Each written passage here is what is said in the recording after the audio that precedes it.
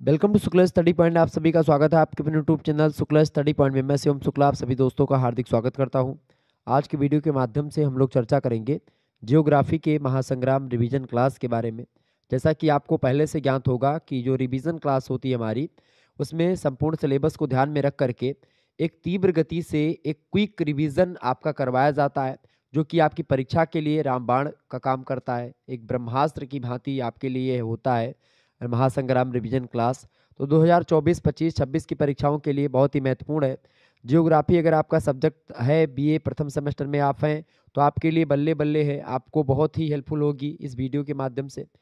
आपको बता दूं कि यह वीडियो आपके लिए इतना उपयोगी है कि आप अगर कुछ भी नहीं पढ़ते हैं, इस वीडियो को ही देख करके जाते हैं परीक्षा में, तो आपका कुछ ना कुछ एक प्रकार से मतलब कुछ ना कुछ क्या लगभग आप मान लीजिए आपका तैयार हो जाएगा। आप कुछ नहीं पढ़ते हो, आपको एक प्रकार से आपने बहुत पहले फिजिकल ज्योग्राफी पढ़ा है और आप मतलब चाहते हैं कि भाई हमको अच्छा नंबर मिले, रिवीजन आपको चाहिए, या आपने पढ़ा भी है ज्योग्राफी, ठीक है, या फिजिकल ज्योग्राफी के बारे में आपको पता भी है, आप पढ़े भी हैं, तो आपको एक प्रकार से क्विक रिवीजन के लिए ये बहुत ही महत्वपूर्ण है। तो बीए प्रथम सेमेस्टर में अगर आप हैं, तो आपको भौतिक भूगोल यानी फिजिकल ज्योग्राफी के बारे में जानना होता है।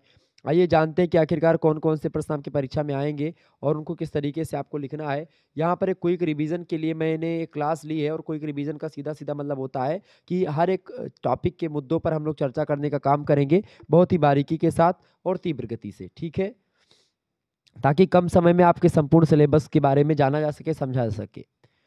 पहला प्रश्न आपकी स्क्रीन पर आ चुका है, देखेंगे। बहुत ही महत्वपूर्ण प्रश्न है परीक्षा की दृष्टि से, आपके समझने का प्रयास करेंगे और बहुत ही बारीकी के साथ मैं आपको सरल से सरल शब्दों में बताने का काम करूंगा।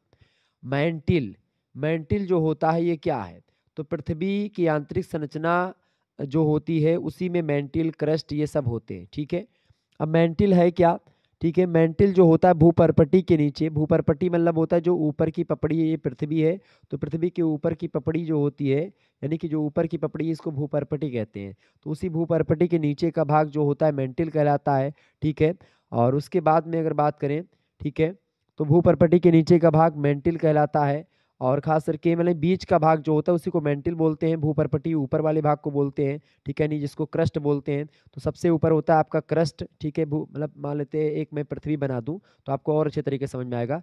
पृथ्वी की आंतरिक संरचना से ये प्रश्न आपका है, देखें, ये होती है आपकी पृथ्वी। अब पृथ्वी ये है, अब इस पृथ्वी के अगर केंद्र की बात की जाए या पृथ्वी के अंदर क्या है, तो इसको निकालने के लिए हमने पृथ्वी को कुछ इस तरीके से कैटेगराइज कर लिया। अब देखिए, ये वाला जो पोजीशन है मैंने यहाँ से काटा है, तो ये देखिए ये, ठीक है।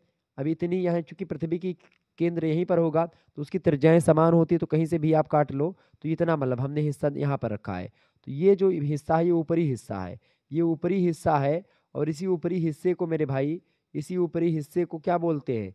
इसी ऊपरी हिस्से को बोलते हैं भूपर्पटी, या कुछ मोटाई मतलब इसकी मोटाई भी होती है, तो इसी मोटाई वाले हिस्से को बोलते हैं भूपर्पटी, यानी कि क्रस्ट जिसको कहते हैं।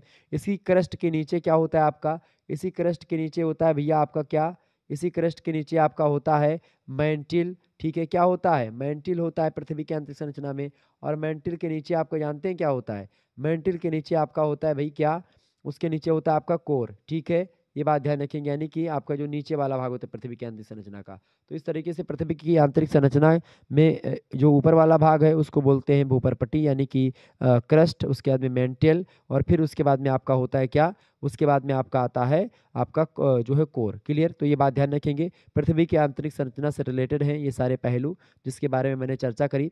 आइए अब हम और भी बारीकी के साथ अध्ययन करने का काम करते हैं। देखिए, मेंटिल, तो भू परपटी के नीचे का भाग मेंटिल कहलाता है। इसमें पृथ्वी का अधिकांश आयतन जो होता है पाया जाता है। इसका औसत घनत्व जो होता है मेंटिल का वो 4.5 होता है। इससे यह स्पष्ट हो जाता है कि यह भाग भारी चट्टानों से निर्मित है, मतलब कि इसमें भारी भारी चट्टानें होती हैं इसके मतलब मेंटिल वाले एरिया में पृथ्वी के, ठीक है। और इस भाग में सिलिकेटों की अधिकता पाई जाती है। इसमें मैग्नीशियम और लोहा धातु की मतलब भी मिलते हैं।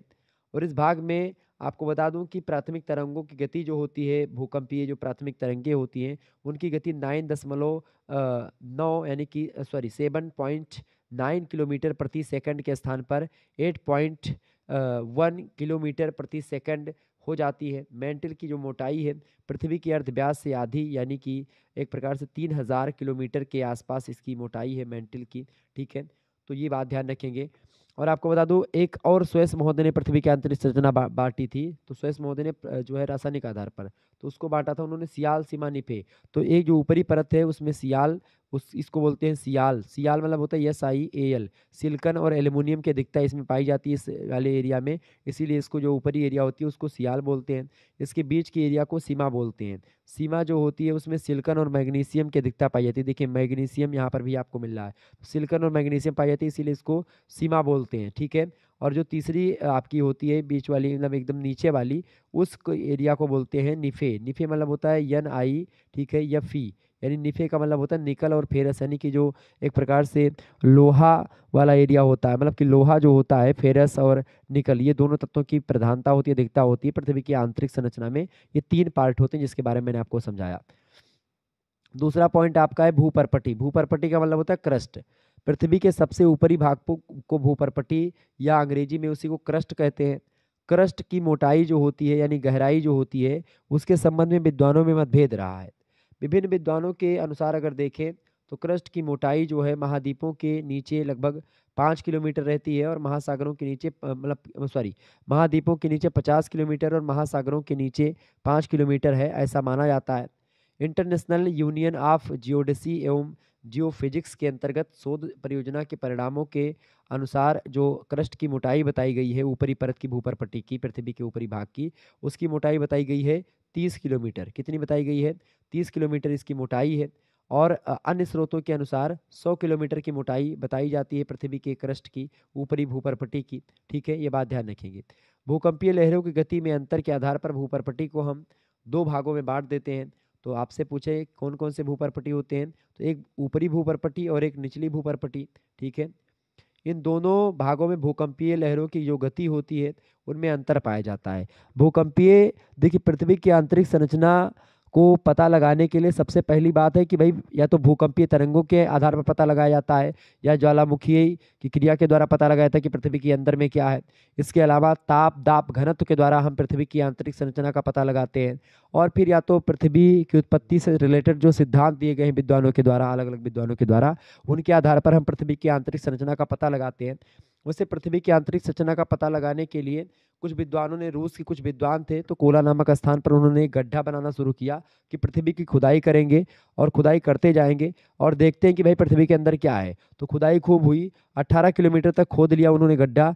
लेकिन हुआ क्या कि भाई वो गड्ढा जो खोदा गया, वो खोदते खोदते क्या हुआ कि उस गड्ढे में एक प्रकार से मतलब गड्ढे में जो मशीनें थी वो गल जाने लगी, मतलब कि इतना ताप बढ़ने लगा, मतलब कि वो मशीनें काम करना बंद हो जाती हैं, एक समय आता है ऐसे। ठीक है, तो इस तरीके से फिर वो खोदने वाला जो सिस्टम था वो बंद कर दिया गया।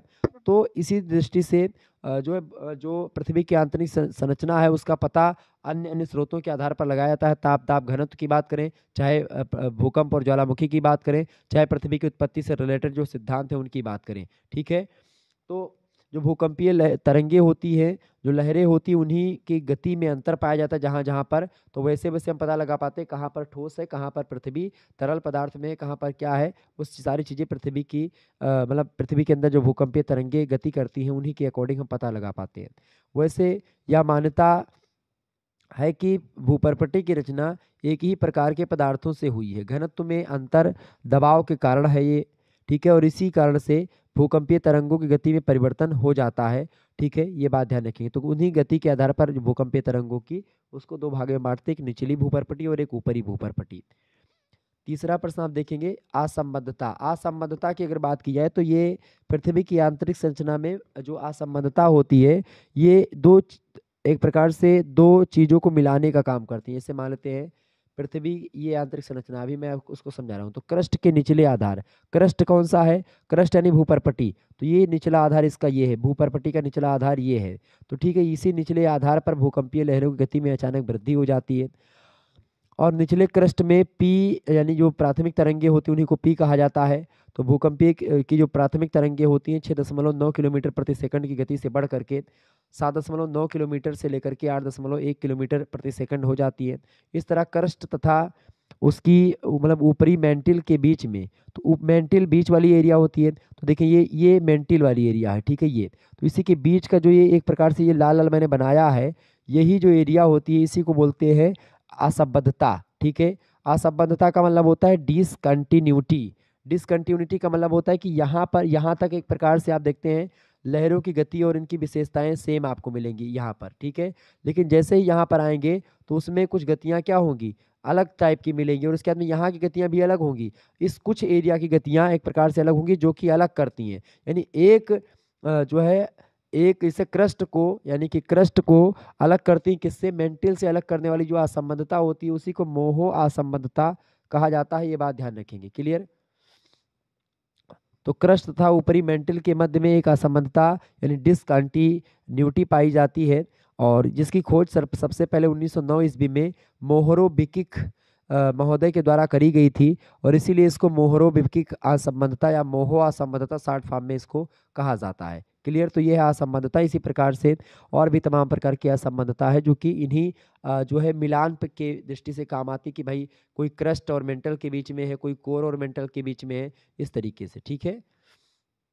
चौथा प्रश्न आप देखेंगे, वी आकार की घाटी क्या है। वी आकार की घाटी ये एक प्रकार से अंग्रेजी का एक अक्षर होता है वी, उसी के आकार की घाटी हो जाती है। नदी घाटी का आकार अंग्रेजी अक्षर के वी के अक्षर जैसा होता है, तो उस घाटी को हम वी आकार की घाटी कहते हैं। ऐसी आकृति पहाड़ी भागों में आपको अधिक मात्रा में दिखेगी, और ऐसी जो पहाड़ियाँ मतलब जो आकृतियाँ होती हैं वी आकार की घाटी, वो पहाड़ी एरिया में आपको मिलेंगी। ऐसी घाटी किनारे ऊंचे व खड़े ढाल होते हैं। यह लंबवत अपर्दन ही नदी का मुख्य कार्य होता है। गार्ज या कैनियन इसी के विकसित रूप होते हैं। जैसे मान लेते हैं ये पहाड़ है, इसके नीचे एक घाटी है, ये पहाड़, ये घाटी, ये पहाड़, ये घाटी। आप देखते हैं वलित पर्वतों के बीच में जो घाटियां होती हैं वो बी आकार की घाटी है। देखिए ये गड्ढा जो होता है यही बी आकार की घाटी का निर्माण करता है, ठीक है, समझ रहे हैं। तो बी आकार की घाटी जो होती है, चोटी जो होती है ऊपर होती है, और जो घाटी होती है वो नीचे की तरफ होती है। चोटी ये हो गई, ठीक है, और घाटी ये हो गई, क्लियर। और आप देखते हैं जिस तरीके से आप ये देखें, अब मिलाइए, ये छोटी घाटी ऐसे बनती चली जाती है, क्लियर, समझ में आ रहा होगा आपको। आगे बढ़े, वीडियो को लाइक और चैनल को सब्सक्राइब कर दीजिएगा, क्योंकि इसी प्रकार से आप सेकंड सेमेस्टर में पहुंचेंगे तो हम मानव भूगोल के बारे में अध्ययन करेंगे, थर्ड सेमेस्टर में पहुंचेंगे पर्यावरण अध्ययन के बारे में जानेंगे हम, ठीक है। इसके अलावा जब आप फोर्थ सेमेस्टर में पहुंचेंगे तो हम और अच्छे तरीके से जियोग्राफी के बारे में चर्चा करेंगे। तो इस तरीके से जियोग्राफी आपको अच्छे तरीके से मैं समझाने का काम करूंगा। बस आप लोग जो है लगातार पढ़ते रहिएगा। हर एक सब्जेक्ट की क्लास शुक्ला स्टडी पॉइंट पर चलाई जाती है, ठीक है। तो आप लोग अगले जो है 5 सेमेस्टर हमारे साथ जुड़ने वाले हैं, तो इसीलिए आप चैनल को सब्सक्राइब कर लें और वीडियो को लाइक करते रहें, ठीक है। पांचवा प्रश्न है गोखुर झील। गोखुर झील की अगर बात की जाए तो जब विसर्प का मोड़ निरंतर बढ़ता जाता है तो निरंतर आमने सामने के भागों में कटाव होता रहता है। इससे कुछ समय पश्चात विसर्प के कोने वाले किनारे आपस में मिल जाते हैं। यहाँ नदी अब सीधे बहने लगती है। विसर्प का विशाल मोड़ वाला भाग गोखुर या धनुष की भांति झील के रूप में परिवर्तित हो जाता है। मतलब आप देखते हैं नदियाँ विसर्प माने मोड़दार, जैसे सांप चलते हैं उसी तरीके से नदियाँ जो है चलती रहती है। जैसे मान लेते हैं नदियाँ बहती आ रही है यहाँ पर, अब रास्ते में उसके कोई एक प्रकार से मलबा पड़ा, नदियों ने अपना मोड़ बदला इस तरीके से, और इस तरीके से क्या होती है नदियाँ इस प्रकार सर्पिलाकार आकार में ऐसे बहती हुई जाती हैं। तो जब नदियाँ इस तरीके से बहती हुई आगे बढ़ रही हैं तो इन्हीं नदियों के एक प्रकार से इस तरीके के बहने के बीच में आप देखते हैं यहाँ पर क्या होता है, कभी कभी क्या होता है कि यहाँ से नदी का पानी जो होता है इस तरीके से क्या हुआ यहाँ पर आकर के बह गया। तो इस तरीके से बीच का गड्ढा कभी कभी मतलब बीच में कभी कभी खाली एरिया बच जाता है। तो खाली एरिया या फिर एक प्रकार से ऐसे बोले तो ये बीच के एरिया में कभी कभी पानी भर जाता है पूरे के पूरे एरिया में, ठीक है, यहाँ से यहाँ तक इस एरिया में पानी भर जाता है। तो इसी को गोखुर झील कहते हैं। एक गऊ के खुर के समान होता है, देखें इस प्रकार से यहाँ पर झील का निर्माण हो जाए, यहाँ पर झील का निर्माण हो जाए। तो नदियाँ जब विसर्प आकार में या विसर्प का मोड़ निरंतर बढ़ता रहता है और निरंतर आमने सामने के भागों में कटाव होता रहता है, ऐसी स्थिति में क्या होता है कि पानी जो होता है वो एक प्रकार नदियाँ ऐसे बह रही हैं तो इन्हीं के बीच में पानी भर जाता है कुछ एरिया में, तो यही गोखुर झील का निर्माण हो जाता है, ठीक है, ये बात ध्यान रखेंगे। तो विसर्प का विशाल मोड़ वाला भाग गोखुर या धनुष की भांति झील के रूप में शेष रहता है। यह मुख्य नदी से अलग हुआ भाग होता है, और ऐसे विशाल विसर्प गोखुराकाल झीलों की आदर्श दशाएं मिसिसिपी नदी जो है मिसिसिपी नदी में आपको जो है निचली घाटियों में आपको मिलेगा। इस प्रकार के गोखुर झील का निर्माण गऊ के खुर की जैसे एक प्रकार से आकृति होती है इस प्रकार की झील की, और नदियों के विसर्पाकार बहने से इस प्रकार की झील का निर्माण होता है। ये आपके समझ में आ गया होगा, क्लियर। झील का पानी जो होता है रुका हुआ होता है, नदियों का पानी बहता है, ये अंतर होता है दोनों में, ठीक है। नदियाँ जो होती है एक प्रकार से लंबी होती हैं, उनकी लंबाई ज़्यादा होती है। जो झील होती हैं वो गोलाई में होती हैं, न उनका जल स्थिर होता है। नदियाँ मानते इधर से आ रही थी बहते बहते, ऐसे ऐसे घूम करके जा रही हैं। अब बीच में क्या होता है, कभी कभी यहाँ का पानी जो होता है कुछ मलबा आगे है तो धीरे धीरे पानी यहाँ पर आता है, ये पानी यहीं पर भर जाता है, क्योंकि यहाँ पर ऊंची ऊंची पहाड़ियाँ हैं या कुछ ऐसे ऐसे। तो क्या होता है, बीच में पानी भर जाता है, तो उसके बाद में वही चीज़ क्या बन जाती है, और फिर पानी का दबाव बढ़ता है तो पृथ्वी धंसने लगती है। उसके बाद में वहाँ पर एक झील का निर्माण हो जाता है। छठा क्वेश्चन आप देखेंगे, प्रश्न है जलोढ़ पंख क्या है। जलोढ़ पंख की बात की जाए तो जलोढ़ पंख जो होता है वो पर्वत पदीय भागों में, मतलब पर्वत का जो निचला एरिया होता है उन्हीं भागों में नदी त्रिकोणाकार या पंखाकार जमाव बिछाती है। छोटी छोटी जो नदियों की धाराएं होती हैं, सरिताएं होती हैं एवं नाले होते हैं, वो शंकु की आकृति के तेज ढाल वाले त्रिकोणाकार जमाव करते हैं, और इन त्रिकोणाकार निक्षेपों को ही जलोढ़ पंख या जलोढ़ शंकु के रूप में जाना जाता है। इस तरीके से एक शंकु का निर्माण करते हैं, ठीक है, एक शंकु का निर्माण करते हैं ये, ठीक है, त्रिकोणाकार, तो ऐसे ये, ठीक है। तो पर्वतीय भागों में नदी जो है त्रिकोणाकार पंखाकार जमाव करती हैं, तो इसी को एक प्रकार से बोलते हैं, ये नदी की धारा ऐसे बहती है ऐसे बहती है, ठीक है, और फिर इस प्रकार से ऐसे, तो एक प्रकार से एक इस तरीके से बना लेते हैं नदियाँ। मान लेते ये पहाड़ है, ये पहाड़ था, इसी पहाड़ से क्या हुई कि नदियाँ यहाँ से बहीं, अब ये धारा सीधे निकल गई, एक धारा इधर से आ रही इधर सीधे निकल गई, फिर ये धारा दोनों में आपस में मिल गई, तो ये क्या बना लेती हैं, ये जलोढ़ पंख का निर्माण ये बन गया, ठीक है, समझ रहे हैं। जलोढ़ पंख इसी को कहते हैं। इनका क्षेत्रफल कम होता है, क्षेत्रफल एरिया कम होती है, इनके सभी किनारों पर ढाल अधिक रहता है, और प्रायः छोटी श्रेणियों के निचले भागों में, घाटियों के मैदानी भागों में प्रवेश से पहले बनते हैं। ये विंध्याचल और मध्य भारत की पहाड़ियों की तलहटी व निचले ढालों में ऐसे जलोढ़ शंकु आपको देखने को मिल जाते हैं। यानी कि ये नदियों के जो पर्वत के निचले इलाके होते हैं, ठीक है, उन्हीं इलाकों में ये नदियों के अपर्दन के परिणाम स्वरूप या नदियों के बहने के परिणाम स्वरूप जलोढ़ पंख का निर्माण होता है। एक आकृति होती है जलोढ़ पंख, तो ये शंकु जैसी होती है, इसी को इसीलिए इसको जलोढ़ शंकु कहा जाता है।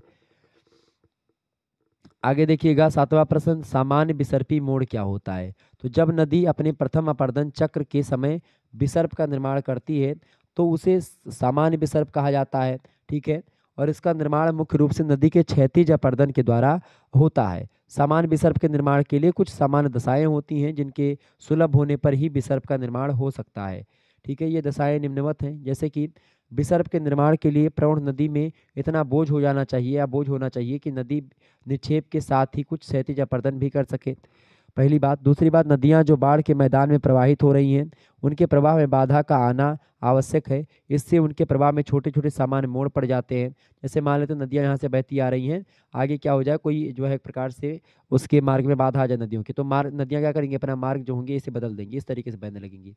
फिर क्या हो, फिर ऐसे, फिर यहाँ पर कोई बाधा आ जाएगी, फिर नदियाँ अपना मोड़ बदल देंगी, फिर इस तरीके से फिर ऐसे बदलेंगी, तो मोड़ बदलती जाती है। तो इस तरीके से नदी विसर्प का निर्माण करती रहती है। इसके अलावा सामान्य मोड़ों के आंतरिक, मतलब सामान्य मोड़ों के आंतरिक भाग यानी जो उत्तल किनारे होते हैं उन पर निक्षेप तथा बाह्य भाग पर अवतल, मतलब बाह्य भाग जो होता है अवतल किनारे के कटाव के कारण घुमाव बढ़ता जाता है।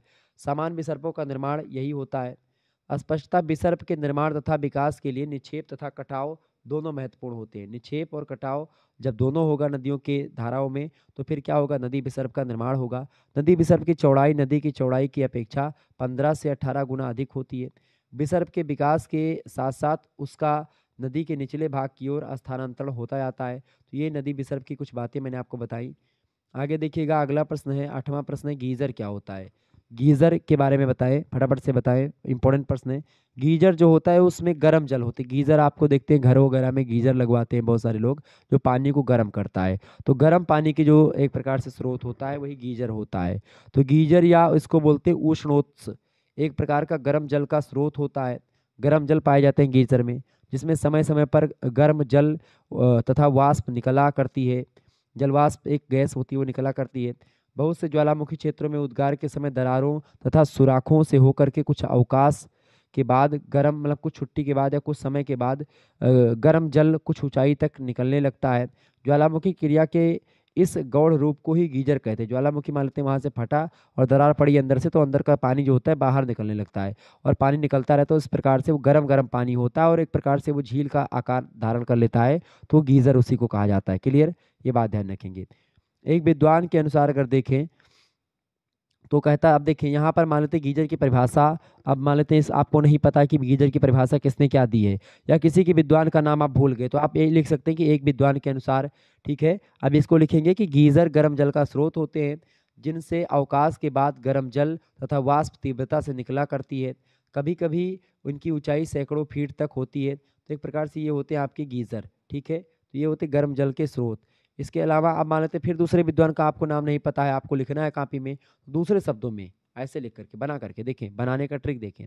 एक विद्वान के अनुसार फिर दूसरे शब्दों में, गीजर जो होता है साविराम गर्म जल के स्रोत होते हैं जो कि समय समय से अपने मुख से गर्म जल की फुहारे वाष्प और मतलब फुहारे और वाष्प छोड़ा करते हैं, तो ये होते हैं गीजर। ठीक है, ये बात ध्यान रखेंगे। और ये एक प्रकार से उन्हीं दरारों से जो जल होता है वो निकलता रहता है। क्लियर, ये बात ध्यान रखेंगे, फुहारे टाइप का निकलता रहता है, फुहारा। 9 नंबर क्वेश्चन आपकी स्क्रीन पर आ चुका है। जलप्रपात क्या है? जलप्रपात होता है एक प्रकार से झरना जिसको बोलते हैं। ठीक है, तो जब नदी के मार्ग में कठोर चट्टान या कोई बाधा आ जाती है तो उससे क्या होता है, प्रपाती या लंबवत ढाल बन जाता है। तो जब बाधा आती है कोई मतलब मार्ग में, उसके कहते हैं पहाड़ों से नदियाँ बहती है, तो एक प्रकार से जब ढाल आता है तो एक बेग क्या होता है, कुछ कुछ रुकान या कुछ पर्वत या कठोर चट्टान आ जाती है। तो जब वो कठोर चट्टान से नीचे गिरती नदियाँ तो एक प्रकार से झरना होता है, जलप्रपात होता है, उसी को बोलते हैं। ठीक है, तो झरना या जलप्रपात बन जाता है। संयुक्त राज्य अमेरिका और कनाडा की सीमा पर स्थित विश्व का प्रसिद्ध जो जलप्रपात है नियाग्रा जलप्रपात, ये सेंट लॉरेंस नदी घाटी में महान झीलों के क्षेत्र में ये एक प्रकार से नियाग्रा जलप्रपात स्थित है। और ऐसा ही झरना है ये एक प्रकार से पूर्वी संयुक्त राज्य में अपलेशियन पर्वत के पूर्वी ढाल की ओर एक ऐसे ही क्रम में झरने पाए जाते हैं जिस क्रम में संयुक्त राज्य अमेरिका और कनाडा की सीमा पर स्थित है नियाग्रा जलप्रपात। तो इन्हें प्रपात रेखा के झरने कहते हैं। कुल मिलाकर के यही होते हैं जलप्रपात माने झरना, साफ साफ समझो। ठीक है, तो झरना क्या होता है, नदी के मार्ग में कोई बाधा आई, इसके कारण से क्या होता है, नदियाँ जो होती हैं उनका पानी रुक जाता है और उसके बाद में फिर क्या होता है, वो उन्हीं चट्टानों के माध्यम से तीव्र गति से नीचे पानी गिरने लगता है। 10वां क्वेश्चन आपकी स्क्रीन पर आ गया है। अफवाह प्रतिरूप क्या होता है? अफवाह माने होता है फैलाव। ठीक है, ये बात ध्यान रखेंगे। नदी का जो फैलाव होता है उसी को अफवाह प्रतिरूप कहते हैं। नदी कितनी चौड़ी है वही उसका अफवाह प्रतिरूप होता है। तो किसी भी प्रदेश का क्षेत्र में अफवाह तंत्र के ज्यामितीय आकार तथा सरिताओं माने नदी की धाराओं की स्थानिक व्यवस्था को अफवाह प्रतिरूप कहते हैं। किसी भी प्रदेश की सरिताओं यानी धाराओं की अवस्थिति, संख्या और प्रवाह दिशा उस प्रदेश के धरातलीय ढाल, संरचनात्मक नियंत्रण, शैलों की विशेषताओं, विवर्तनिक कारकों तथा हलचलों, जलवायु संबंधी दशाओं, वनस्पति संबंधी विशेषताओं, इन सभी पर निर्भर करती डिपेंड होती हैं अफवाह प्रतिरूप। थॉर्नबरी महोदय कहते हैं कि अफवाह प्रतिरूप से आशय उस विशेष योजना से होता है जिसका निर्माण एक नदी की धाराओं के द्वारा सम्मिलित रूप से किया जाता है। जैसे मान लेते कोई गंगा नदी बह रही है, मतलब गंगा नदी बह रही है, गंगा में आकर के इधर से यमुना मिल रही है, सोन मिल रही है, टोंस मिल रही है, तो मतलब सोन और तमाम प्रकार की नदियाँ जो होती गंगा नदी में, इधर से भी नदियाँ मिल रही, इधर से भी मिल रही, इधर से भी, इधर से ही गंगा नदी से बढ़ती चली आ रही है। तो आप देखिए गंगा नदी की चौड़ाई तो ये है ही, इसके अलावा इसका अफवाह प्रतिरूप क्या होगा, जितनी जो मतलब कि जितनी धाराएं मिल रही नदियों की, तमाम सारी नदियों का जो एरिया होता है पूरा का पूरा एक जाल क्रिएट करता है। सभी जो सहायक नदियाँ होती है, जो मेन नदी होती है, मुख्य नदी होती है, उन सभी नदियों के जो जाल या ढांचा जो क्रिएट होता है, एक प्रकार का जो जाल निकलता है, उसी जाल को बोला जाता है क्या, उसी जाल को बोला जाता है भाई, क्या बोलते हैं उसी जाल को, उसी जाल को बोलते हैं अफवाह प्रतिरूप। Clear. Professor Sabender Singh physical geography के बड़े जबरदस्त विद्वान हैं। इन्होंने लिखा कि किसी भी प्रदेश या क्षेत्र में अफवाह तंत्र के ज्यामितीय आकार तथा सरिताओं की स्थानिक व्यवस्था को ही अफवाह प्रतिरूप कहते हैं।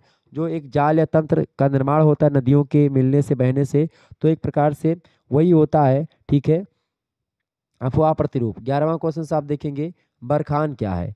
बरखान की बात की जाए तो बरखान अनुप्रस्थ बालुका स्तूप के ही विशिष्ट रूप होते हैं और इनका आकार चापाकार इस प्रकार के, ठीक है, या इस प्रकार से, ठीक है, या नवचंद्राकार होता है। ठीक है, तुर्किस्तान में ये आपको अधिक संख्या में देखने को मिलते हैं बरखान।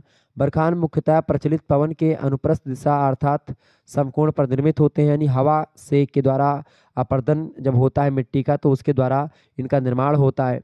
और इनका पवनोन्मुखी ढाल उत्तल और पवनाभिमुखी ढाल अवतल होता है।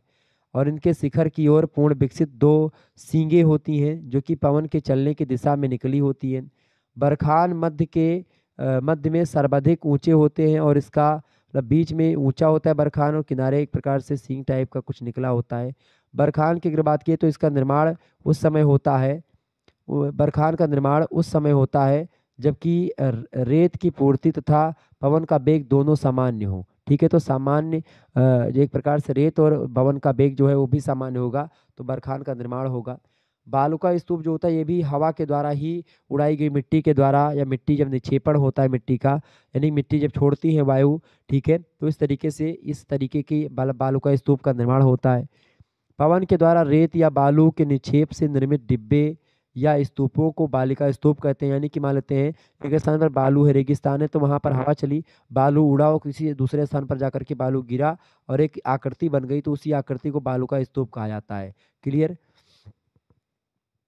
और इन स्तूपों के आकार का स्वरूप में बड़ा अंतर होता है। यद्यपि बालू का स्तूप रेगिस्तानी भागों का प्रमुख स्थल रूप होते हैं, परंतु इसका तात्पर्य यह नहीं है कि बालू का स्तूप केवल रेगिस्तानी भागों में ही मिलते हैं।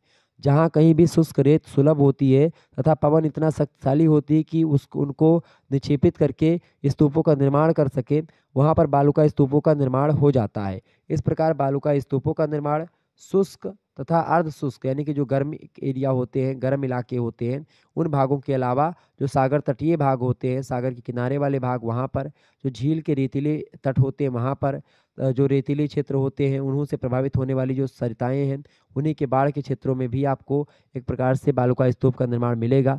ठीक है। निक्षेपण का मतलब होता है जो नदियाँ या वायु अपने साथ जो है मिट्टी या जो कंकड़ पत्थर उड़ा करके या बहा करके ले जा रही, नदियाँ बहा करके ले जाएंगी, हवाएं उड़ा करके ले जाएंगी, तो जब वो छोड़ती तो उसी को निक्षेपण बोला जाता है। निक्षेपण के परिणाम स्वरूप बहुत सारी स्थलाकृतियों का निर्माण होता है, चाहे जल के द्वारा बात की जाए और चाहे वायु के द्वारा बात की जाए। ओके, तो बालू का स्तूप के स्वरूप तथा आकार में बड़ा अंतर होता है। इसका आकार गोल होता है, नवचंद्राकार होता है, अनुवृत्ताकार होता है, ये बात ध्यान रखेंगे। 13वां प्रश्न आपकी स्क्रीन पर आ चुका है। स्टेल क्वाइट एवं स्टेलिगमाइट ये क्या है? तो क्रास्ट प्रदेशों में कंदरा की छत से रिसता हुआ जल धीरे धीरे टपकता रहता है और इस जल में अनेक पदार्थ घुले रहते हैं। अधिक ताप के कारण से वाष्पीकरण होने पर जल सूखने लगता है तथा कंदरा की छत पर पदार्थों का निक्षेप होने लगता है। निक्षेप की आकृति पतले खंभ के रूप में हो जाती है, एक पतला खंभा के रूप में हो जाती है और जो क्रमशः फर्श की ओर विकसित होती है।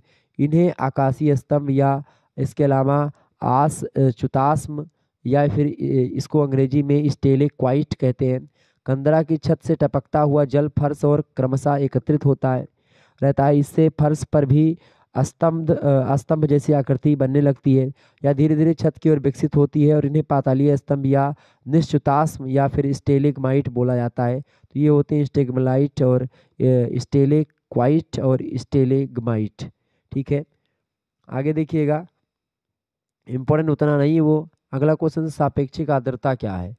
सापेक्षिक आर्द्रता की अगर बात करें तो वायु के किसी निश्चित तापमान तथा निश्चित आयतन में विद्यमान जो जलवाष्प की मात्रा होती है तथा उसी तापमान तथा आयतन पर वायु के जलवाष्प धारण करने की जो क्षमता होती है, इन्हीं दोनों की क्षमता के अनुपात को ही हम सापेक्षिक या सापेक्षिक आर्द्रता या सापेक्ष आर्द्रता कहते हैं। दूसरे शब्दों में अगर इसी बात को समझें तो वायु के निरपेक्ष आर्द्रता और आर्द्रता सामर्थ्य के जो अनुपात होता है उसी को सापेक्ष आर्द्रता बोलते हैं। ठीक है, तापमान और आर्द्रता सामर्थ्य का सीधा संबंध होता है। तापमान बढ़ने पर क्या होता है? आर्द्रता सामर्थ्य बढ़ जाती है और तापमान जब घटता है तो उसके घटने से आर्द्रता सामर्थ्य जो होती है वो भी घट जाती है। इसी कारण से क्या होता है, सापेक्ष आर्द्रता पर तापमान का विपरीत प्रभाव पड़ता है, जिससे तापमान मतलब कि जब तापमान बढ़ता है तो सापेक्ष आर्द्रता में कमी आती है। जब तापमान बढ़ेगा, आर्द्रता का मतलब होता है नमी, तो जब तापमान बढ़ेगा तो आर्द्रता में कमी आएगी और जब तापमान घटेगा तो क्या होगा? आर्द्रता में वृद्धि होगी। क्लियर, ये बात ध्यान रखेंगे। जैसे इस समय आर्द्रता में बढ़ोतरी है चूंकि तापमान कम है और गर्मी के महीनों में तापमान अधिक होता है, इसलिए सापेक्षिक आर्द्रता जो होती है वो कम हो जाती है। क्लियर, ये बात ध्यान रखेंगे। तो सापेक्षिक आर्द्रता से के कम या अधिक होने का प्रभाव वर्षा पर पड़ता है। सापेक्षिक आर्द्रता का प्रतिशत जब ऊंचा होता है तो वर्षा की संभावना मतलब रहती है और जब सापेक्षिक आर्द्रता के कम होने पर शुष्क मौसम बना रहता है, गर्म मौसम बना रहता है, वर्षा की संभावना कम रहती है। जब मौसम ठंडा होता है, आर्द्रता बढ़ती है, नमी बढ़ती है वायु में, तो इसके बाद में क्या होता है? वर्षा की संभावना ज़्यादा बढ़ जाती है। आगे देखिएगा, अगला प्रश्न आपकी स्क्रीन पर आ चुका है। 15 नंबर प्रश्न है, इंपॉर्टेंट प्रश्न है परीक्षा की दृष्टि से आपके। देखिए, प्रश्न है क्षोभ मंडल। वायुमंडल की ये सबसे निचली परत होती है वायुमंडल की, क्षोभ मंडल। विषुवत रेखा पर इसकी ऊंचाई जो है 18 किलोमीटर है। विषुवत रेखा मतलब जैसे मान लेते हैं ये पृथ्वी है, पृथ्वी की जो विषुवत रेखा है ये होती है। तो आप देखते हैं जो वायुमंडल है ये पृथ्वी पर ऐसे तो होगा वायुमंडल, मान लेते हैं ये है, ठीक है वायुमंडल। अब ये है वायुमंडल पूरा। तो अब देखेंगे जो क्षोभ मंडल है ये इसी में आप देखते हैं यहाँ पर आप देखेंगे कम एरिया में है, ठीक है, और यहाँ पर आप देखेंगे, यहाँ पर देखेंगे कम एरिया में पड़ता है ये। तो इसकी ऊंचाई जो है विषुवत रेखा पर आप देखेंगे, विषुवत रेखा मतलब क्या होता है, अच्छा ध्रुवों पर, ठीक है। विषुवत रेखा पर अगर आप देखेंगे यहाँ पर, तो विषुवत रेखा पर आपकी ऊंचाई जो पड़ेगी 18 किलोमीटर पड़ेगी सबसे ज़्यादा। और ध्रुवों पर आप देखेंगे, ध्रुव पर यानी कि यहाँ पर आप देखेंगे यहाँ से ऊंचाई जो होगी उसकी कम पड़ेगी, या यहाँ से आप देखेंगे कम पड़ेगी। ध्रुवों पर इसकी ऊंचाई जो होती है कम पड़ती है। तो वायुमंडल की यहाँ ध्रुवों पर आप देखते हैं यहीं से पड़ती है, और विषुवत रेखा से आप देखते हैं यहाँ से ऊंचाई बहुत ज़्यादा पड़ेगी, ठीक है, समझ रहे हैं ना। यानी कि विषुवत रेखा से ऊंचाई 8 किलो मतलब 18 किलोमीटर होती है, और जो मतलब ध्रुवों पर ऊंचाई होती है 8 किलोमीटर होती है। तो भूमध्य रेखा पर संवहनीय धाराएं उपस्थित रहती हैं, और ऊंचाई की वृद्धि के साथ तापमान जो होता है घटता है क्षोभ मंडल में। 165 मीटर जब आप ऊंचाई पर जाते हैं पृथ्वी के ऊंचाई पर वायुमंडल में, 1 डिग्री सेल्सियस तापमान में कमी आती है, और यही सामान्य ह्रास दर जो होती है लगातार बनी रहती है। प्रति 165 मीटर की ऊंचाई पर 1 डिग्री सेल्सियस तापमान में घटोत्तरी होती है। अक्षांश पर क्षोभ मंडल की ऊंचाई शीत ऋतु की अपेक्षा ग्रीष्म ऋतु में अधिक होती है। ऋतु तथा मौसम संबंधी सभी घटनाएं जो होती हैं जैसे कि बादल, वर्षा, आंधी, तूफान, ये सब जो घटनाएं होती हैं सब क्षोभ मंडल में होती हैं। और यह 1.5 किलोमीटर की मोटी अस्थायी परत होती है क्षोभ मंडल की, और इस परत में वायुमंडल के तापमान का गिरना बंद हो जाता है। क्षोभ मंडल की हवा व संवहनीय धाराएं चलना बंद हो जाती हैं। तो आपको बता दूं कि क्षोभ मंडल में मौसमी क्रियाएं होती हैं। क्षोभ मंडल में हेलीकॉप्टर तो उड़ता है, लेकिन जो हवाई जहाज़ वगैरह होती हैं वो क्षोभ मंडल से ऊंचे उड़ाई जाती हैं, ये बात ध्यान रखें ताकि मौसम का प्रभाव उस पर कम पड़े। 16 नंबर क्वेश्चन आप देखेंगे सूर्य तप क्या है। सूर्य तप की बात किया है तो सूर्य तप यानी कि सूर्य के द्वारा जो विकिरण आती है, जो उष्मा आती है, उसी को यहाँ पर रोक लेना ही सूर्य तप होता है। सौरिक ऊर्जा को ही सूर्य तप बोलते हैं। यह सौरिक ऊर्जा 1,86,000 मील प्रति सेकंड की चाल से चल करके धरातल पर पहुँचती है। और टिवार्था एक भौगोलविद्ता है, उन्होंने कहा कि लघु तरंगों के रूप में संचालित एवं 1,86,000 मील प्रति सेकंड की रफ्तार से भ्रमण करती हुई धरातल पर पहुंचने वाली सौरिक ऊर्जा को ही सूर्य तप कहते हैं। जो सूर्य की ऊर्जा होती है जो वायुमंडल में आती है और वायुमंडल में प्रवेश करती है, उसके बाद में पृथ्वी के धरातल से रिफ्लेक्ट होकर के वापस जाती है और वायुमंडल में फिर एक प्रकार से फैल जाती है। वायुमंडल से बाहर वो उष्मा नहीं जा पाती, उसी उष्मा को सूर्य तप कहा जाता है। क्लियर। यानी ऐसी उष्मा, ऐसी विकिरण जो कि वायुमंडल में प्रवेश तो कर सकती है लेकिन वायुमंडल से बाहर नहीं जाती, उसी को सूर्य तप या एक प्रकार से सौरिक विकिरण बोलते हैं। क्लियर, सौरिक ऊर्जा। 17 नंबर क्वेश्चन आप देखेंगे चक्रवात और प्रति चक्रवात में क्या अंतर है, साइक्लोन और एंटी साइक्लोन क्या होते हैं। तो चक्रवात जो होता है उसमें निम्न दाब केंद्र में होता है, निम्न दाब एक प्रकार से केंद्र में होता है। अतिव हवाएं जो होती हैं जो एक प्रकार से मान लेते हैं निम्न दाब, यहाँ पर ये निम्न दाब मतलब कि दो चीजें यहाँ पर देखेंगे। चक्रवात में निम्न दाब जो होता है केंद्र में होता है, तो यहाँ पर निम्न दाब होता है। इससे जब निम्न दाब जो होता है हवाएं तब क्या होंगी, बाहर से केंद्र की ओर चलेंगी, क्योंकि हवाएं हमेशा उच्च वायुदाब से निम्न वायुदाब की तरफ चलती हैं।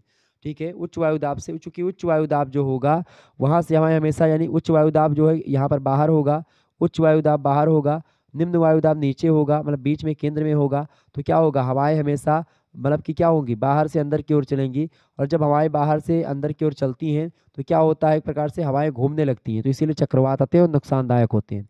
जबकि जो प्रति चक्रवात होते हैं उसमें हवाएं केंद्र से बाहर की ओर चलती है, क्योंकि वहां पर जो प्रति चक्रवात होता है वहां पर यहाँ पर जो है बाहर जो होता है निम्न वायुदाब क्रिएट होता है और अंदर उच्च वायुदाब केंद्र पर क्रिएट होता है। इसीलिए हवाएं जो होती है वो उच्च वायुदाब से हमेशा निम्न वायुदाब की ओर बढ़ती हैं, बहती हैं। तो इस तरीके से क्या होता है, केंद्र से हवाएं बाहर की ओर चलती हैं, तो ये कम विनाशकारी होता है प्रति चक्रवात। दूसरा अंतर ये कि चक्रवात में मौसम जो होता है वर्षा युक्त होता है। चक्रवात में मौसम मतलब कि पानी बरसने की संभावना बनी रहती है, मौसम में अनियमितताएं मिलती हैं आपको चक्रवात के दौरान। जबकि प्रति चक्रवातों में मौसम एकदम से साफ रहता है, वायु स्थिर रहती है, मौसम एकदम से शुष्क यानी गर्म रहता है। तो ये रहा कुछ चक्रवात और प्रति चक्रवात में अंतर जो मैंने आपको बताया। आगे देखिए 18 प्रश्न है, 18 नंबर, वर्षा के प्रकार बताएं। तो वर्षा के लिए वायु का संतृप्त होकर के संघनन होना वायु का बहुत जरूरी होता है। संघनन के परिणाम स्वरूप क्या होता है, वर्षा होती है। उषांक के बाद वायु के ठंडी होने पर संघनन प्रारंभ हो जाता है और वर्षा होने के लिए वायु का ऊपर उठना आवश्यक होता है। तो आप देखते हैं हवाएं जब गर्म होती हैं तो गर्म हवाएं ऊपर उठती हैं, ऊपर उठ करके वो जा करके वातागर का निर्माण करती है और वहाँ पर वायु जो गर्म हवाएं यहाँ से गई हैं वो ठंडी हवाओं से मिलती हैं, तो एक प्रकार से क्या होती हैं, वहाँ पर वो संघनित होती हैं। ठीक है, और इस तरीके से जल की बूंदों का निर्माण होता है। ठीक है, और पानी फिर बरसता है। तो वायु वायु मतलब कि 3 प्रकार ऊपर उठती है। इन आधारों पर वर्षा को हम 3 भागों में बांटते हैं। पहला होती है संवहनीय वर्षा, दूसरी होती है पर्वतीय वर्षा और चौथी होती है चक्रवातीय वर्षा। तो ये होती है एक प्रकार से 4 प्रकार, मतलब 3 प्रकार की वर्षा, ये बात ध्यान रखेंगे। यानी पर्वतीय इलाकों में जो वर्षा होती है अलग विधि से होती है। संवहनीय वर्षा जो होती है जिसके बारे में मैंने आपको बताया, मतलब कि जब गर्म हवाएं ऊपर उठ करके संघनित होती हैं और उसके बाद बरस जाती हैं तो वो संवहनीय वर्षा कहलाती है। चक्रवातीय वर्षा क्या होती है, जो चक्रवात के दौरान होती है।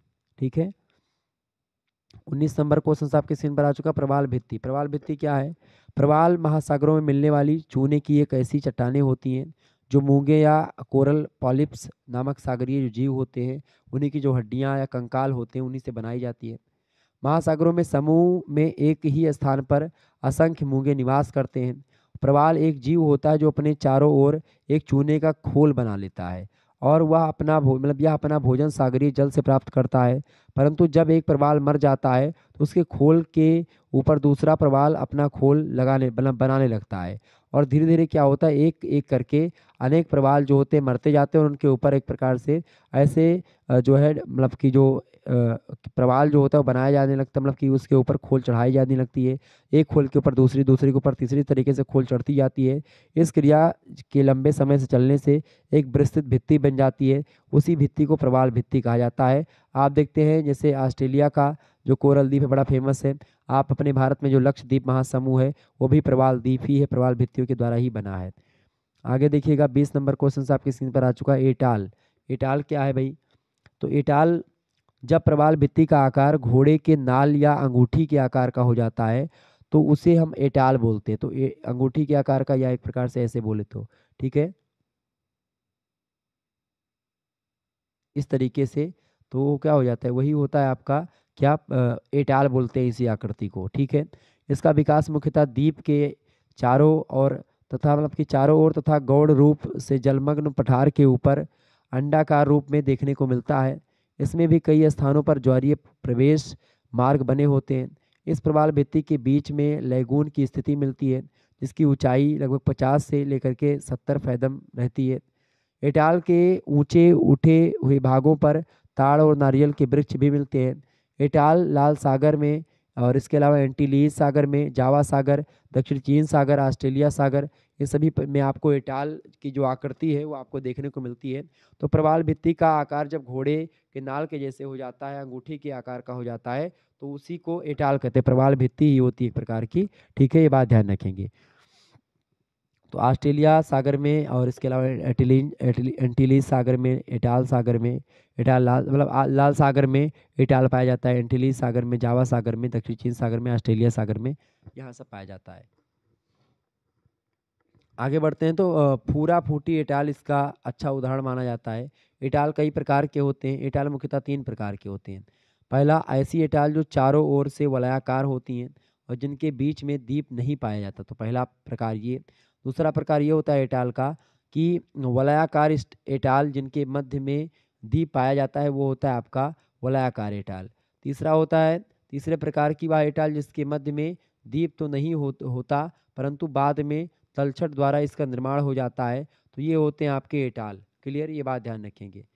आगे देखिएगा 21 नंबर क्वेश्चन आपकी स्क्रीन पर आ चुका। ज्वार भाटा। ज्वार भाटा क्या है, ज्वार भाटा की बात किए तो महासागरीय जल में कई प्रकार से गतियाँ होती रहती हैं जिनमें ज्वार भाटा प्रमुख रूप से इम्पोर्टेंट है और अपना अलग महत्व रखता है क्योंकि इनके या इसके द्वारा सागर का समस्त जल प्रभावित होता है। सामान्य तौर पर माना जाता है कि सूर्य और चंद्रमा के आकर्षण बल के कारण से क्या होता है, महासागरीय जल के ऊपर उठने, आगे बढ़ने को ज्वार और नीचे गिरने और पीछे हटने को भाटा। जैसे समुद्र का जल जब ऐसे लहरों में आगे बढ़ता है तो उसकी ऊंचाई, उफान को एक प्रकार से ज्वार ठीक है, और उसकी गिरावट को भांटा, उफान को ज्वार, मतलब लहरों के उठने को ज्वार और लहरों के बैठने को भांटा।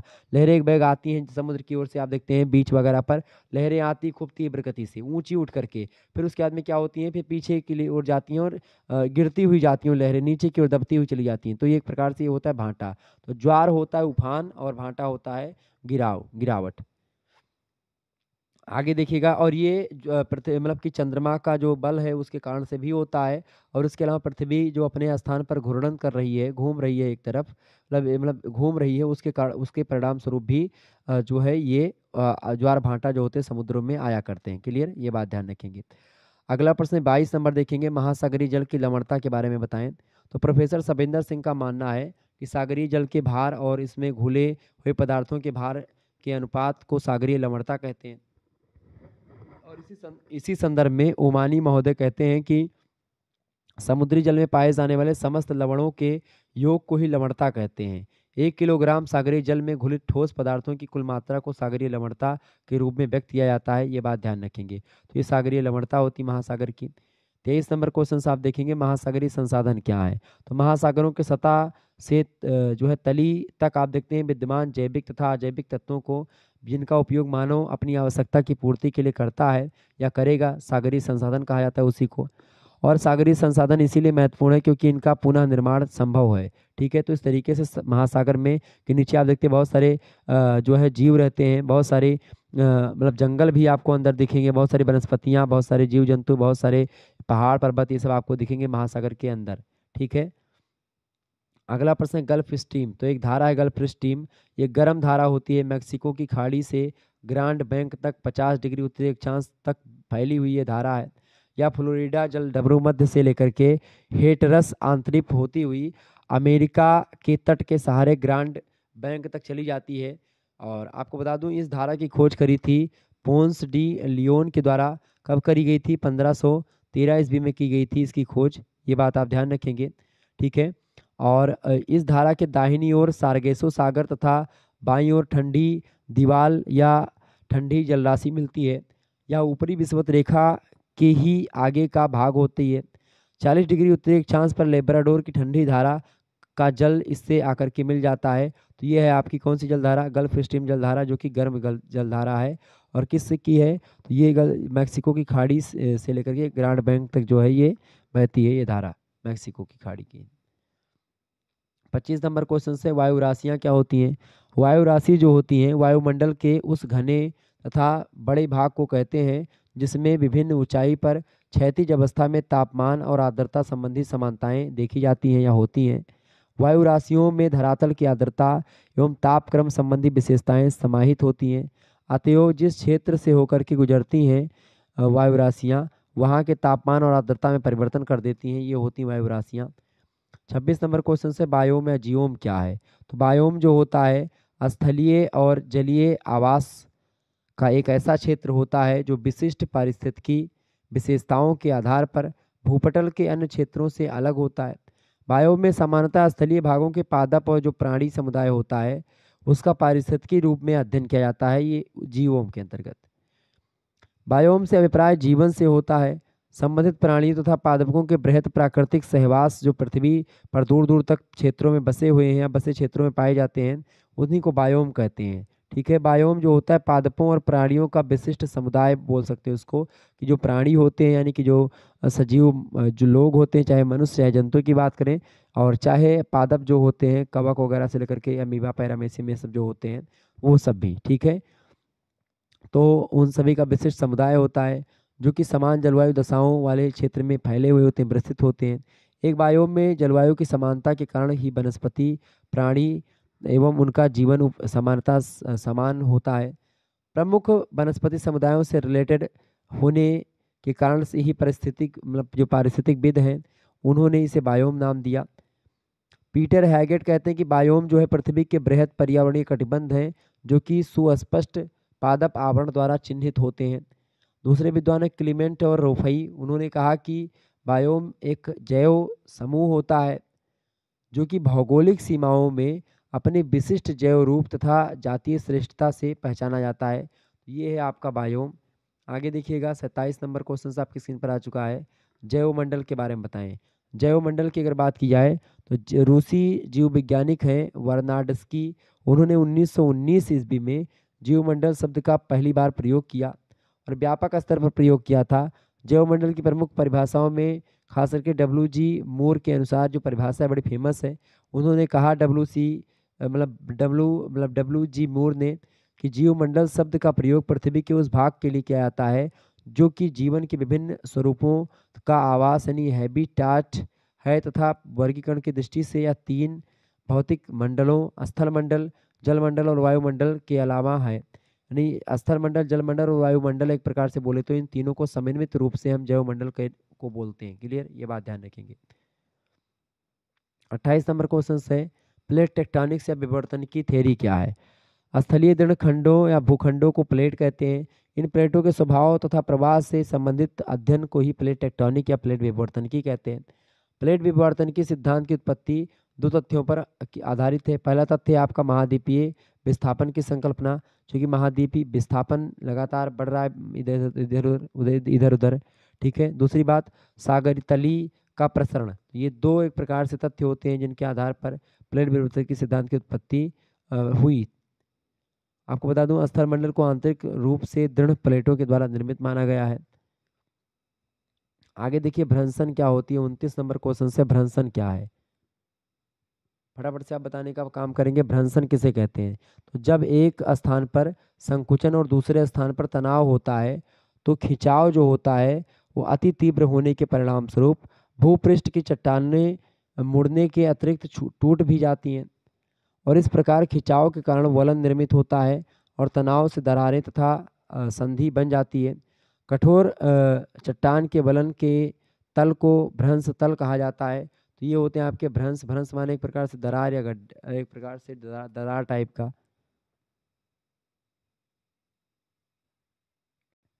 अगला प्रश्न आप देखें ज्वालामुखी किसे कहते हैं।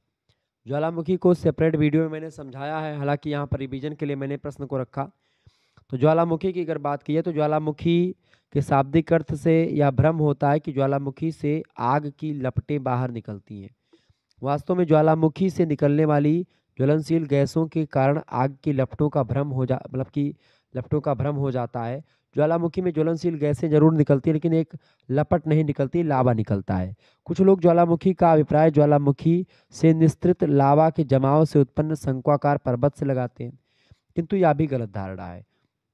वास्तव में ज्वालामुखी शंकु या पर्वत तो ज्वालामुखी क्रिया का परिणाम या प्रतिफल होते हैं, लेकिन ज्वालामुखी जो होती ज्वालामुखीयता क्रिया होती है।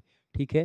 यानी कि जो उद्गार होता है पृथ्वी के अंदर से, एक प्रकार से जो मैग्मा अंदर है उसमें एक प्रकार से वो दरारों के माध्यम से बाहर आता तो विस्फोट होता है। विस्फोट के परिणाम स्वरूप क्या होता है, वो दरार एक प्रकार से ये होने लगता है, ये बहने लगती है लावा जो होता है बाहर निकल करके। जब मैग्मा से जलवाष्प से निकल जाता है तो उसी को लावा बोलते हैं। इस तरीके से क्या होता है लगातार ये फैलने लगता है। तो ऐसे से फैलते फैलते क्या होता है, कभी कभी पठार का निर्माण हो जाता है, कभी कभी शंक्वाकार एक प्रकार से क्या हो जाता है, एक प्रकार से पर्वत का निर्माण हो जाता है। कभी कभी क्या होता है कि जिस छेद से एक प्रकार से निकली है ज्वालामुखी, ठीक है, उस छेद को क्या कहते हैं, उसको बोलते हैं क्रेटर। और जिस छेद से ज्वालामुखी निकली है उसको बोलते हैं क्रेटर। और जब ये क्रेटर जो एक प्रकार से कई बार इसी क्रेटर में विस्फोट होता है ज्वालामुखी का, तो गड्ढा जो होता है बहुत बड़ा हो जाता है। उसी बड़े गड्ढे को हम कालडेरा बोलते हैं। और उसी गड्ढे में जब बारिश का महीना आता है तो पानी भर जाता है, तो उसी को हम कालडेरा झील कहते हैं। ठीक है। मोंक हाउस कहते हैं कि ज्वालामुखी भूपटल के वे छिद्र या वे छेद होते हैं जिनसे भूगर्भ का मैग्मा आदि पदार्थ उद्गार के रूप में बाहर निकलता है, वो ज्वालामुखी होता है। वारेस्टर कहते हैं कि ज्वालामुखी प्रायः एक गोलाकार छिद्र होता है जिससे होकर के पृथ्वी के अत्यंत तप्त भूगर्भ से गैस, जल, तरल लावा कि सैलखंड ये सब भूपटल पर निस्तृत होते हैं या भूपटल पर आते हैं। आगे देखिएगा अगला क्वेश्चन है भूकंप के बारे में। भूकंप किसे कहते हैं? तो सामान्यतः भूकंप 2 शब्दों से मिलकर के बना है, भू और कंपन, यानी जिसका मतलब होता है भूमि का कांपना या भूमि का कंपन करना। मतलब कि पृथ्वी का आकस्मिक हिलना ही भूकंप कहलाता है। अभी कुछ दिनों पहले आया था। पृथ्वी का धरातल कई शक्तियों के द्वारा प्रभावित होता है और यह शक्तियाँ कुछ रचनात्मक होती हैं तो कुछ विनाशात्मक होती हैं। भूकंप को धरातल की विनाशात्मक शक्ति के रूप में जाना जाता है और यह धरातल पर अचानक या आकस्मिक रूप से उत्पन्न होती है। इससे उत्पन्न होने से मतलब उत्पन्न होने से समाप्त होने तक धरातल में विशाल रूप में परिवर्तन होता है। तो इस तरीके से ये होता है आपका एक प्रकार से क्या, भूकंप। ठीक है, आगे देखिएगा। अच्छा, भूकंप की परिभाषा दी है सेली सबरी ने।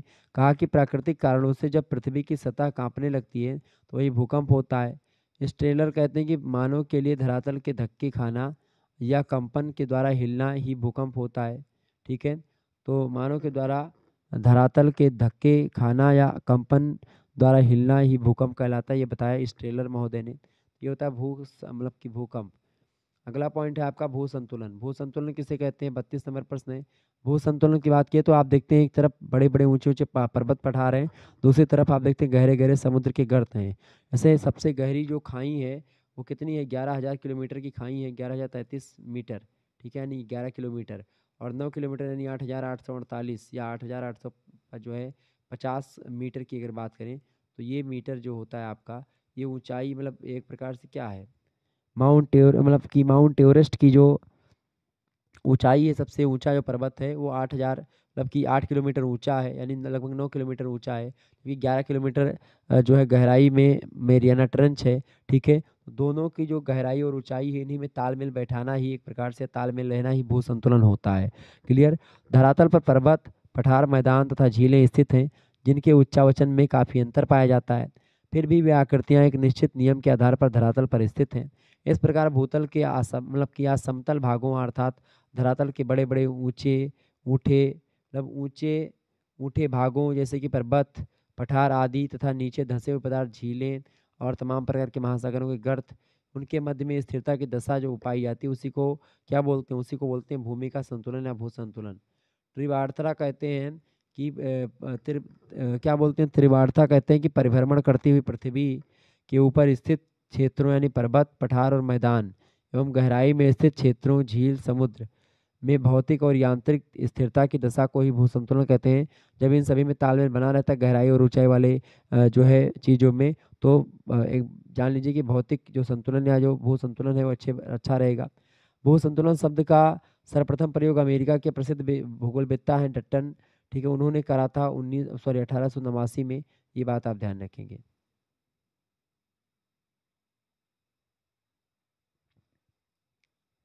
अगला प्रश्न 33 नंबर क्वेश्चन से आप देखेंगे, बढ़िया प्रश्न है। प्रश्न है, अपक्षय क्या है। अपक्षय किसे कहते हैं, तो चट्टानों के अपने ही स्थान पर टूटकर बिखरने व नष्ट होने की जो क्रिया होती है उसी को अपक्षय कहते हैं। तो चट्टान क्या हो, अपने ही स्थान पर टूट करके बिखर जाए और वो नष्ट हो जाए चट्टान, तो उसको अपक्षय बोलते हैं। किसी चट्टान का टूटना ही अपक्षय कहलाता है। प्रोफेसर सबिंदर सिंह कहते हैं कि चट्टानों को भौतिक क्रियाओं के द्वारा अपने स्थान पर विघटित होकर नष्ट होने तथा रासायनिक क्रियाओं के द्वारा वियोजित होने की क्रिया को अपक्षय कहा जाता है। और अपक्षय के परिणाम, अपक्षय जिन चीज़ों से होता है, जैसे मान लेते हैं जल के द्वारा हुआ या वायु के द्वारा हुआ या किसी अन्य चीज़ के द्वारा हुआ। अपर्दन जो होता है वो क्या होता है, वो जब वही टूटी जो अपक्षय के द्वारा टूटी हुई पदार्थ होंगे वो जब नदियों के साथ या वायु के साथ बहे या उड़े, तो वही चीज़ क्या होती है, वही क्या होता है भाई, वही होता है आपका अपर्दन। ठीक है, भूसन्नति को समझे क्या होती है। 34 नंबर प्रश्न, भूसन्नति। भूसन्नति की बात की है तो लंबी, सकरित एवं उथले जलीय भाग को भूसन्नति कहते हैं। हॉग के अनुसार भूसन्नति लंबी, सकरी एवं उथली जलीय भाग होती है जिसमें लगातार अवसादों का जमाव होता रहता है, जिससे उनकी तली में निरंतर धसाव होता रहता है। भूसन्नतियों से ही वलित पर्वतों का निर्माण माना जाता है कि वलित पर्वतों का निर्माण भूसन्नति के द्वारा ही हुआ है। भूसन्नति का मतलब एक गड्ढा, एक पतला गड्ढा जिसमें मलबे आकर के गिरते थे। ठीक है, जियो सिंक्लाइन कहा जाता है अंग्रेजी में इसको। ये बात भी ध्यान रखेंगे आप सभी लोग। क्लियर। तो भूसन्नति की अगर बात की जाए, जियो सिंक्लाइन ये लंबी, सकरी और उथली जलीय भाग होते हैं, उन्हीं को भूसन्नति बोलते हैं। ये गहरा होता है, नदियों का जल इसी में आकर के गिरता है तो गड्ढा बना रहता है और जो मलबा होता है वो भी इसी गड्ढे में आकर करके गिरता रहता है। और इस कारण से क्या होता है, यही से कारण से वलित पर्वतों का निर्माण, लोगों ने कहा कि वलित पर्वतों का निर्माण इसी से हुआ। इधर से भी प्रेशर पड़ता है, इधर से भी प्रेशर पड़ेगा, तो क्या होगा, जब इधर इधर एक प्रकार से प्रेशर दबाव पड़ेगा तो दबाव क्या होगा, ये इधर की ओर मोशन देगा, इसको जाकर के आपस में टकराएंगे, ये धरातल इससे, ये धरातल इससे, तो क्या होगा, जो बीच में जो मलबा भरा हुआ था, नदियां ला करके अपने साथ बहाती थी, वो ऊपर उठेगा और इस तरीके से एक पर्वतों का निर्माण कर देगा। इसी पर्वत को वलित पर्वत कहा जाता है। ठीक है, ध्यान रखेंगे। आगे बढ़िएगा, 35 नंबर प्रश्न है, प्रश्न आपकी परीक्षा की दृष्टि से महत्वपूर्ण है। प्रश्न है तापक्रम की विशेषता बताएं। तो सामान्य नियम के अनुसार परिवर्तन मंडल में ऊंचाई के साथ साथ तापक्रम घटता जाता है, परंतु इस समान तापमान के विपरीत कभी कभी काल्पनिक या स्थानीय रूप से ऊंचाई के साथ साथ तापक्रम भी टेम्परेचर जो होता है बढ़ता जाता है। इसे ऋणात्मक ताप पतन दर कहते हैं। इस सिद्धांत के कारण नीचे अपेक्षाकृत ठंडी वायु की परत तथा उसके ऊपर गर्म वायु की परत स्थित हो जाती है और इस स्थिति या दशा को तापमान का प्रतिलोमन कहा जाता है। क्लियर।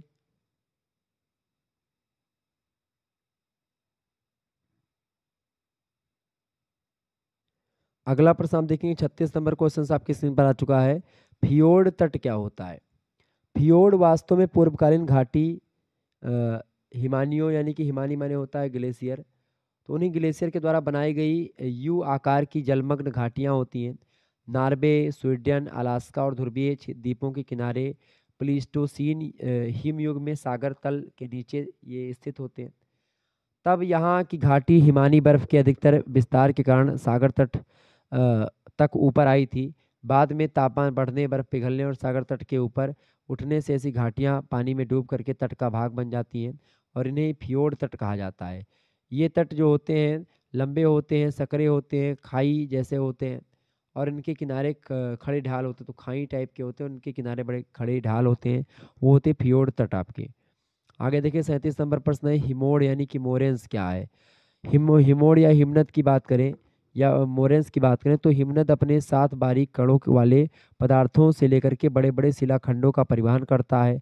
जो हिमनद होता है, नदियाँ जो होती हैं, जो पर्वत मतलब बर्फ के बड़े बड़े पहाड़ होते हैं, वो इन पदार्थों को जब हिमनद बहा करके नहीं ले जा पाता है हिमोड मतलब मोरेंस को, तो उनका निक्षेप हो जाता है। हिमनद के द्वारा पदार्थों के निक्षेप को हिमोड कहा जाता है और उन्हें टिल की मात्रा सर्वाधिक होती है इनमें।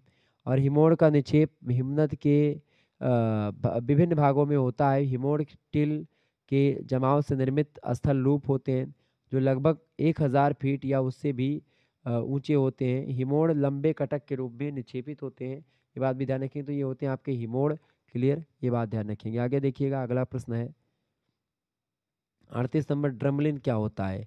तो ड्रमलिन जो होता है वो जो हिमनद होता है, ग्लेशियर होते हैं, उनके निक्षेप के द्वारा निर्मित स्थलाकृतियों में से एक है। ड्रमलिन जो होता है गोलास मृत्तिका के द्वारा निर्मित एक प्रकार के ढेर या टीले होते हैं जिनका आकार उल्टी नौका या कटे हुए उल्टे अंडे के समान होता है। ड्रमलिन का आकार, ड्रमलिन का ढाल जो होता है असमान होता है। हिमनद के मुंह के या मुख की ओर का भाग जो होता है खड़े ढाल वाला और खुरदरा होता है, परंतु दूसरा पार्श्व जो होता भाग होता है वो मंद ढाल का होता है। ठीक है। ड्रमलिन की अक्षय रेखा समान रूप से हिमनद की दिशा के समानांतर होती है। ड्रमलिन की रचना मुख्य रूप से गुलास मृत्तिका से हुई रहती है और इसके मध्य में छोटे छोटे गड्ढे तथा बेसिन पाई जाती है। ये होते हैं आपके इंसेलबर्ग, सॉरी ये क्या होते हैं आपके इंसेलबर्ग, बिल्कुल ठीक है, सॉरी ड्रमलिन। ये क्या होते हैं? ड्रमलिन होते हैं आपके। इंसलबर्ग क्या होता है इसको समझें। इंसलबर्ग की अगर बात करें तो मरुस्थलीय प्रदेशों में जो एरिया जिसमें बालू होती है वो मरुस्थलीय एरिया। तो मरुस्थलीय एरिया में अपरदन की अंतिम दशा में कुछ कठोर चट्टानी गुंबद पाए जाते हैं। रेत के समुद्र में इन्हें द्वीप की भांति देखा जाता है इंसलबर्ग को। इनमें चट्टानी संरचना समानता लंबवत होती है और ये प्रायः ग्रेनाइट या नीच चट्टानों से बने होते हैं। और ऐसे इंसलबर्ग दक्षिणी अफ्रीका सहारा मरुस्थल में आप देखने को मिलेगा। और दक्षिणी अफ्रीका की 3 सिस्टम इंसलबर्ग का श्रेष्ठ उदाहरण है। तो ये होते हैं इंसलबर्ग, ठीक है, जो मरुस्थलीय क्षेत्रों में अपरदन की अंतिम दशा में कुछ कठोर चट्टानी गुंबद पाए जाते हैं, तो उसी से रिलेटेड है। 40 नंबर प्रश्न है भौतिक भूगोल का विषय क्षेत्र बताएं। तो भौतिक भूगोल का विषय क्षेत्र जो होता है मुख्यतः भौतिक पर्यावरण और परिवेश के तत्वों के विश्लेषण से संबंधित रखता है या रिलेटेड है, जिनका प्रत्यक्ष और परोक्ष संबंध विभिन्न प्रकार के भौतिक विज्ञानों से है। और इसके विषय क्षेत्र का मूल आधार मानव तथा भौतिक पर्यावरण होता है, जिसके तत्व एक दूसरे को पारस्परिक क्रिया के द्वारा प्रभावित करते हैं। चूंकि ये दोनों तत्व परिवर्तनशील होते हैं, अतएव इनके पारस्परिक संबंधों में परिवर्तन होता रहता है और इसके फलस्वरूप भौतिक भूगोल को कई शाखाओं में विभाजित किया जाता है और जिसके विषय क्षेत्र परंपरावादी और जो है सह संबंधित कायिकवाचिक मानसिक जो बोला जाता है,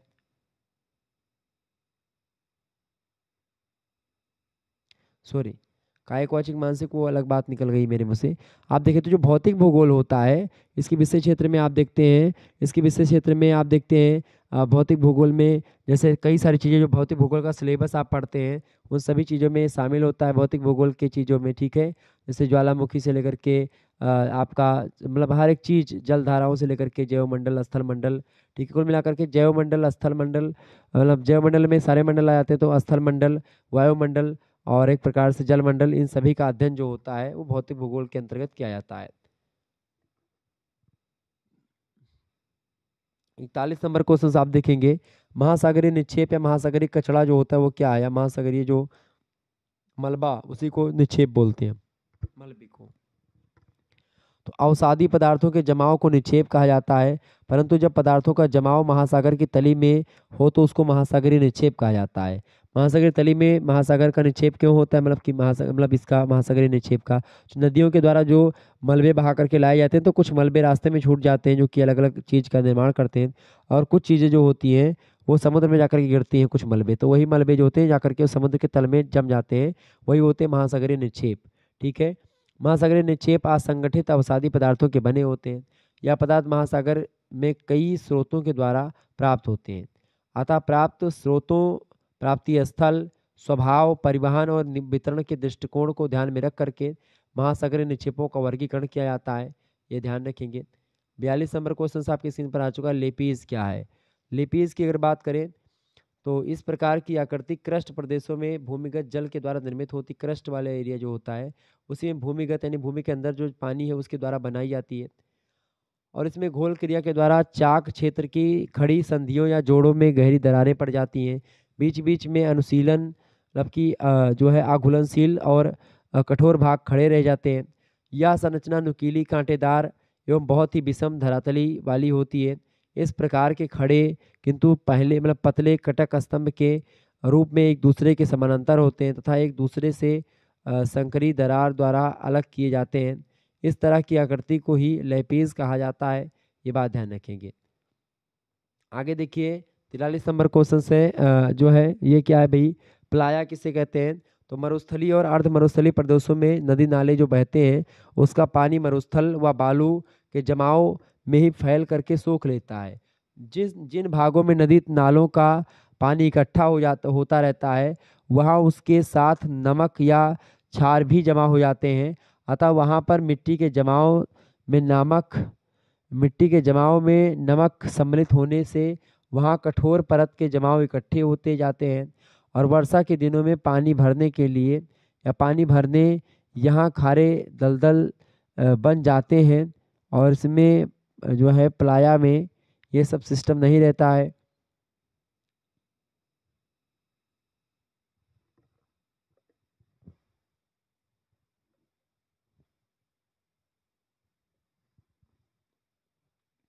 अगला प्रश्न आपकी स्क्रीन पर आ चुका है, फटाफट से आप देखेंगे। 44 नंबर प्रश्न, प्राथमिक तरंगों के बारे में बताएं क्या है। प्राथमिक तरंगों को अंग्रेजी में या शॉर्ट फॉर्म में प्राइमरी वेव्स बोलते हैं, प्राइमरी, ठीक है, तरंगे यहाँ की एक प्रकार से या प्राइमरी लहरें। तो यह तरंगे भूकंप मूल रूप से उत्पन्न होकर के धरातल पर जो होती हैं सबसे पहले पहुंचने वाली तरंगे होती हैं, इसलिए इन्हें प्राथमिक तरंगे कहते हैं। यह लंबवत रूप से चलती हैं और इनकी गति सर्वाधिक तीव्र यानी 8 किलोमीटर प्रति सेकंड होती है, और यह ठोस तथा द्रव दोनों ही अवस्थाओं में गति करती हैं। अंतर केवल इतना है कि घनत्व के आधार पर इनकी गति में अंतर हो जा रहा मतलब कि हो जाता है। सामान्यतः ठोस पदार्थ में इसकी गति तीव्र तथा द्रव पदार्थ में गति मंद हो जाती है, और इसी मंदता और धीमता से ही भूकंप का पता लगाया जाता है पी तरंगों के माध्यम से, ठीक है, ये बात ध्यान रखेंगे। इन प्राथमिक तरंगों को पी तरंगे भी कहते हैं। यह एक मात्र ऐसी तरंग है जो पृथ्वी के क्रोड तक पहुंचती है। 45 नंबर प्रश्न, धरातली तरंगे या यस लहरें क्या होती हैं। धरातली तरंगें यस तरंगों के बाद उत्पन्न होती हैं। या केवल धरातलीय सतह पर चलती रहती हैं, जिसके कारण से हमें धरातलीय तरंगे कहते हैं इनको। ठीक है, अंग्रेजी के यल अक्षर के द्वारा व्यक्त करते हैं, क्योंकि इन तरंगों की गति सबसे मंद अर्थात 3 किलोमीटर प्रति सेकंड होती है। यह तरंगे भूकंप के अधिकेंद्र से प्रारंभ होकर के धरातलीय सतह पर चारों ओर चलती है तथा पुनः के अधिकेंद्र पर वापस आ जाती है। यह ठोस तथा द्रव दोनों अवस्थाओं से गुजर सकती हैं, जो धरातलीय तरंगे होती हैं, परंतु गहराई में जाने पर ये लुप्त हो जाती हैं। यस तरंगे सेकेंडरी तरंगे, यह तरंगे बहुत अधिक झटके दे करके चलती हैं, जिसके कारण से इनसे सर्वाधिक धन जन का नुकसान ये ज़्यादा होता है। इस धरातल पर विनाश का कारण जो है यल तरंगे होती हैं, ये बात भी ध्यान रखेंगे। आगे देखिएगा, 46 नंबर प्रश्न है, जैविक अनुक्रम क्या है? फटाफट से आप बताएंगे जैविक अनुक्रमण क्या होता है। जैविक अनुक्रमण की बात करें तो जैविक अनुक्रमण को एक ऐसी स्थिति माना जाता है जिसके कारण किसी स्थान पर निवास कर रहे जैविक समुदाय या उस स्थान पर कहीं और से विसरण द्वारा प्राप्त जैविक समुदायों में वातावरण में होने वाले परिवर्तनों का प्रभाव पड़ने पर परिवर्तन आने लगते हैं, और इस परिवर्तन में वह जैविक समुदाय यानी जंतु और पादप जो इस परिवर्तन की प्रक्रिया के साथ यदि स्वयं का परिवर्तन कर लेते हैं तो जीवित रहते हैं, अन्यथा शेष समाप्त हो जाते हैं। तो जैविक अनुक्रमण यही बताता है। ठीक है, जो जैविक समुदाय जीवित रह जाते हैं उन पर बाद में होने वाले अनेक प्रकार के परिवर्तनों का कोई प्रभाव नहीं पड़ता, लेकिन जो एक प्रकार से इसको अनुकूलन नहीं कर पाते, अपने आप को सेट नहीं कर पाते, वो एक प्रकार से कि मारे जाते हैं या उनका कोई महत्व नहीं रहता है। आगे देखिएगा, 47 नंबर क्वेश्चन है और लास्ट प्रश्न इस वीडियो का, टार्न झील या सार्क झील के बारे में बताएं।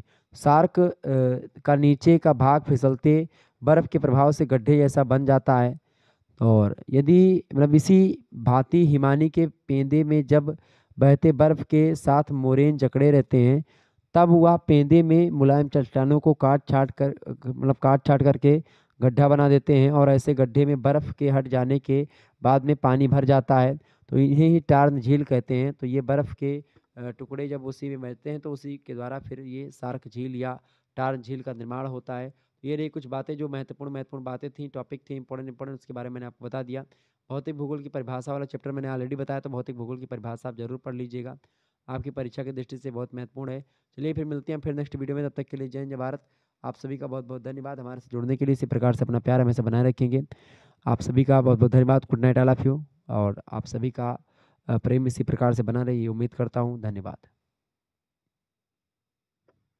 वीडियो को लाइक और चैनल को सब्सक्राइब कर दीजिएगा। इसी प्रकार से वीडियो मैं लगातार देता रहता हूँ, हर एक सब्जेक्ट की वीडियो आएगी। धन्यवाद।